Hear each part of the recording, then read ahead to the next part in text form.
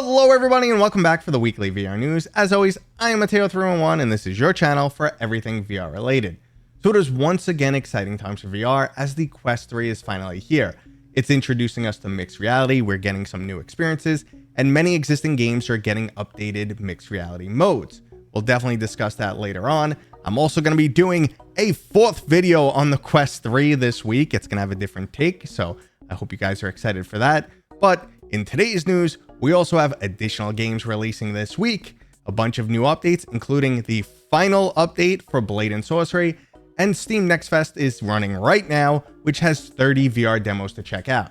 Now, there are, of course, links and timestamps, but before we jump in, this video is brought to you by the AMVR shop. They've already released two brand new Quest 3 controller grips that include straps which allow you to completely let go of the controller. The silicone cover will help protect your controllers from scratches and bumps. They won't block the IR emitters and disrupt tracking, and you can easily replace your batteries without taking them off. So if you're looking for something to protect your controllers, make them a little bit more comfortable, and also protect them from sweat, go check out the AMVR controller grips, which are currently available in both black and white. Go ahead and use the link down in the description. Okay, so let's start things off with the check-in, and that's what exactly have I been up to. And as you may expect, it's been basically Quest 3 testing for a week straight. Now, I've done 3 videos, as previously stated, on this device, and one more is coming Friday. So that's what I'm up to right now. I think you guys should be interested in Friday's video. It's definitely going to be a different take on the Quest 3, but if you haven't checked out my full review, I do highly recommend it. And I just want to say thank you guys to everyone who commented. The comments were fantastic on this video. Like, everyone was thanking me for the type of review I did, of all the questions I answered, and basically not just being a hype train. So I really appreciate your feedback. That means a lot. But let's go ahead and get into the games releasing this week. A brand new social application set to compete with VR chat actually snuck past me last week. Resonite is from the original creator of Neos VR, and this new application stems from a rift with other creators of Neos VR and their decision to go down the cryptocurrency route. Now, since many people were fans of Neos VR, this project has obviously gained a lot of attention, and they're currently racking in over $25,000 a month through Patreon. I'm yet to jump in and explore this application, but if you have, go ahead and let me know what you think down in the comments. Now, for those of you looking for actual games, the action-adventure title Genotype is releasing later this week. Genotype drops you into a research facility in the Arctic that's been suddenly overrun by creatures. Luckily, though, you have a glove that can print organic material, which will function as both tools for solving puzzles and also creating some unique weapons. Now, an early build that I tried months ago showed a lot of promise, and if you're interested in story-driven shooters, you might want to check this one out. But if you rather just bash in some skulls with physics-based combat, we have Vreken. Described as a beat-em-up self-defense trainer, you can punch, headbutt, and even kick your enemies. Combatant animations have been motion captured. There's a large variety in enemy skill levels and their physical reactions, but if you need a little help taking them down, you can always enable slow motion. This definitely looks like a fun experience akin to something like Drunken Bar Fight, but if you're not sold on it just yet, there is a free demo to check out. Now, additionally, this week, you can expect to see some mixed reality modes releasing for existing titles. The first one would be Aspire 2, which allows you to sneak around your own house and take out some enemies. Additionally, Dropped at the Cabin will have you defending your own house in their home invasion update. Now, it's definitely cool to see these new mixed reality modes, but I've said it time and time again that they don't really do much for me. Maybe there'll be something that comes along that definitely impresses and changed my mind, but right now I am not sold on mixed reality, but we'll get back to that topic. Now, moving on to new announcements and game updates, the developers of Cubism are giving us Laser Dance. The classic spy movie segment of navigating through laser beams is now a game for you to try in your own home. Now, I have to say I definitely love this concept. It would be a lot of fun to watch in a party environment, and this does actually look like a title that would work really well in mixed reality. Now, there's no release date just yet, so I'll keep an eye out for this title. Now, if you want to get even more physical with your VR applications, well, then I have good news for fans of Supernatural.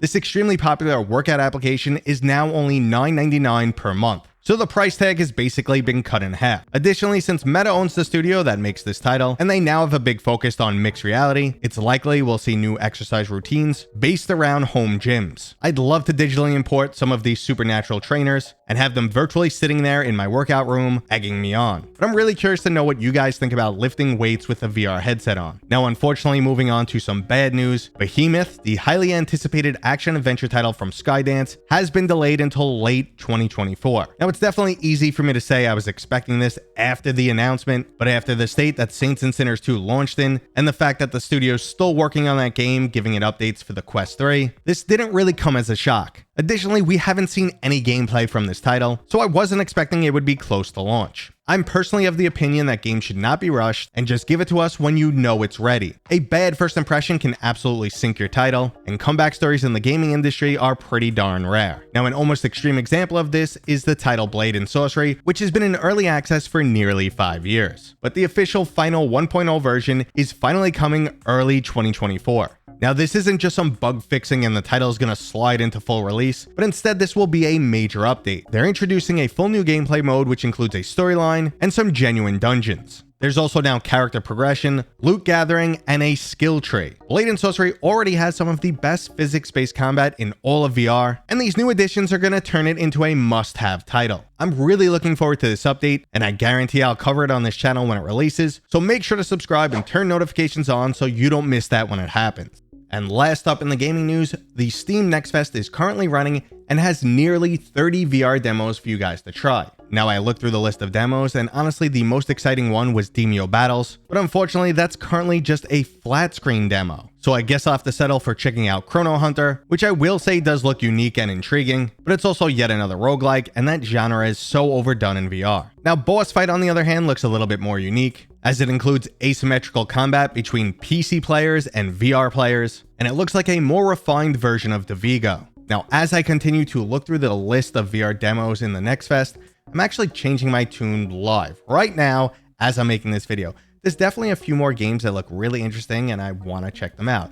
Now, Peaky Blinders is a great option because it's finally making its way onto PC VR, so if you didn't get the opportunity to play that game, go grab the demo. There's Jurassic Snap, which looks like it wants to be a Pokemon Snap clone, but that could be pretty damn cool in VR. There's the survival title Neolithic Dawn. And finally, the last game I'll call out is Rampage Agents, which is a combination between Battle Royale and Hero Shooter. So actually, Next Fest can be a pretty fun week for VR gamers.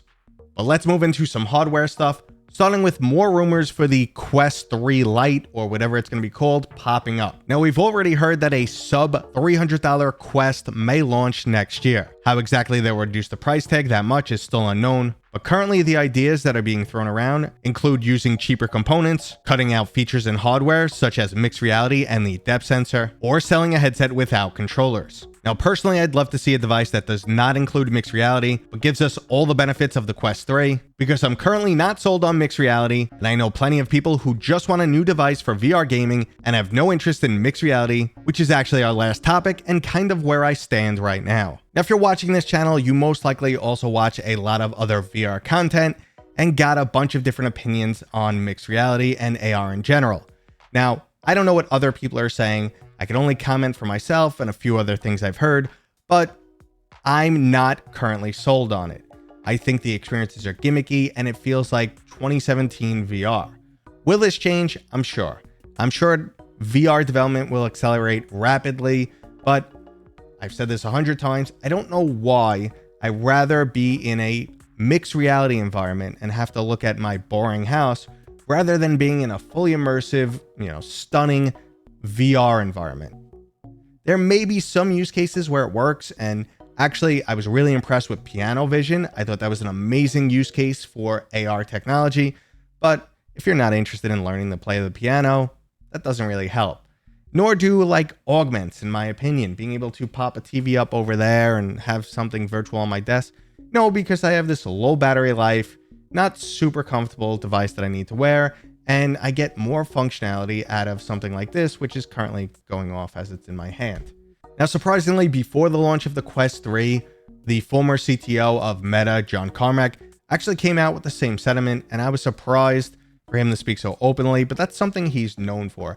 He said he's not super sold on mixed reality, and again, neither am I. I think when we get it to the form factor of a pair of glasses in the far future, then yes, you can introduce some really powerful functionality there.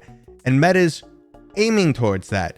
Their new Ray-Ban Metas are, one aspect of that, one direction heading there.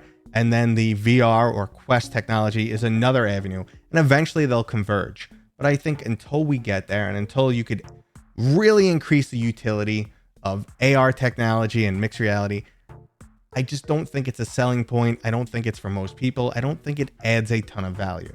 Now, I'd love to hear what you guys think down in the comments on this subject. Are you getting a Quest 3 for mixed reality, or do you just want better VR? Because that's how I felt. I just wanted better VR. And in that case, it delivers. Now, that was today's video. I do want to mention the upcoming video on Friday one more time, because if you guys, are feeling FOMO and you're like, oh man, I got to get the Quest 3, I got to buy it, but 500 is a lot. Wait for Friday's video. I'm going to be talking about different aspects of the Quest 3 and why you don't need it just yet. You might want to hold off. If you're a VR fanatic, then I do recommend that go get it. But otherwise, I hope you guys enjoyed this video. If you did, go ahead and give it a thumbs up.